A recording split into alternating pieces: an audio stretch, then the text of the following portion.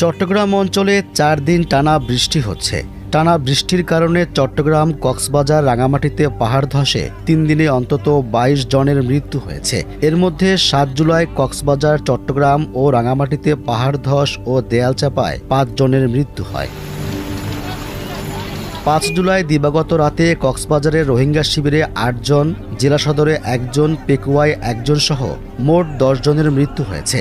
সর্বশেষ ৮ জুলাই কক্সবাজারে ৫ জন ও চট্টগ্রামে ২ শিশু নিহত হয়। কক্সবাজারে উখিয়ায় ৫ নম্বর আশ্রয় শিবিরে মহিলা হেফজোখানার দেয়াল ও মাটি চাপার ঘটনায় ৫ ছাত্রীর মৃত্যু হয়েছে। বুধবার বেলা ২টার দিকে ভারী বর্ষণে দেয়াল ধসে পড়লে এ দুর্ঘটনা ঘটে। দুর্ঘটনার আগে মাদ্রাসাটিতে ৩০ জন শিশু ছিল। ফায়ার সার্ভিস, ক্যাম্প প্রশাসন, এপিবিএন ও রোহিঙ্গা স্বেচ্ছাসেবীরা সেখানে উদ্ধার তৎপরতায় অংশ নেন। সন্ধ্যায় উদ্ধার কাজ শেষ হয়। শরণার্থী ত্রাণ ও প্রত্যাবাসন কমিশনার এবং অতিরিক্ত সচিব মোহাম্মদ মিজানুর রহমান প্রথম আলোকে বলেন, বিকেলে দুর্ঘটনাস্থল থেকে ৩০ শিক্ষার্থীকে উদ্ধার করা হয়েছে। তাদের মধ্যে ৫ জন মারা গেছে।